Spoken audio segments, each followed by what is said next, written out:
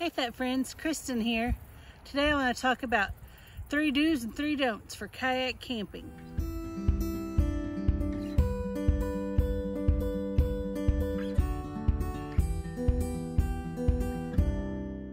Today I want to talk about kayak camping. I recently spent 3 nights and 3 days on the Current River. And while 2020 has been a really difficult year, this weekend in October, the Current River in Missouri and the perfect weather combined to give me a little bit of a break from all the stress of pandemic life. I'd like to share with you 3 things that worked and 3 things that didn't. So I have really always wanted a pair of NRS boundary boots, but they don't make them big enough to fit big girls' calves. So I bought a pair of NRS Hydroskin socks, and I've really come to enjoy those socks. They keep my feet warm, and that's important when you're in a river like the Current River, which is spring fed and cold all year long. So something that I think works really well for kayak camping, and especially kayak camping in the shoulder seasons, is Hydroskin or neoprene socks. I bought some for the rest of the people on my trip, and everybody's feet stayed warm. They don't keep your feet dry, they just keep your feet warm. They work by warming up the layer of water between your skin and the neoprene, and thereby keeping you a little bit insulated and warmer than you would be without them. So thing number 2 that really worked for me on this river trip is my hammock. I got my hammock this summer. I just started hammocking, and let me tell you, it has changed my life. I've always loved camping, but let's admit it, sleeping on the ground isn't really that great. Even with the best sleeping pad, you still wake up with aches and pains. Sleeping pads are squeaky, and anyway, the hammock is the way to go. Trust me on this. So I was really concerned on the Current River, and I haven't been out enough in my hammock, so I was worried that I wouldn't be able to secure riverside camping spots with adequate trees for hammock camping. 2 other members of the people who went with me were hammock camping, so we needed, enough trees for 3 hammocks. Finding trees on good camping spots on the Current River was easy, no problem.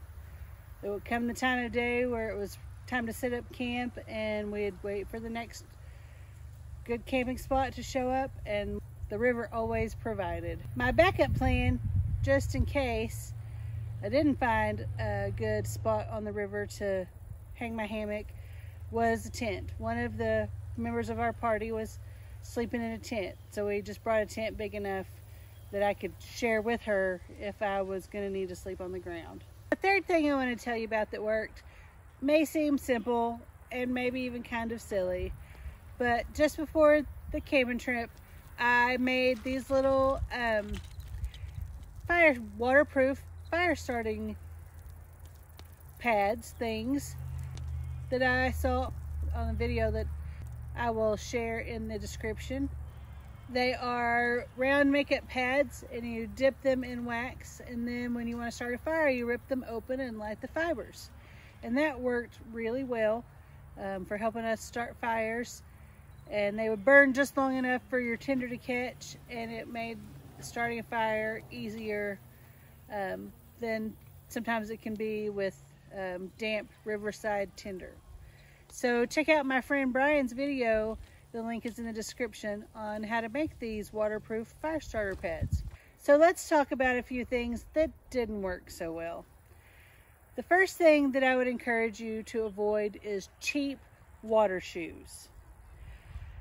Cheap water shoes are great for lakes, sandy beaches, but they don't really work good for rocky rivers. You need a more stable shoe when you're walking on rocks in the water and on the beaches.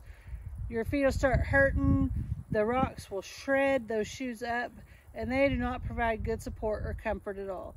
So save yourself the misery and wear good water shoes, or even a pair of old tennis shoes, but something with thick and stable soles. That I use are Astral Brewis. Number 2 that didn't work is green matches. My favorite thing to start fires with is matches. And that's because you can strike the match and put it in the fire without worrying about burning your fingers, trying to hold the lighter, or keep it on.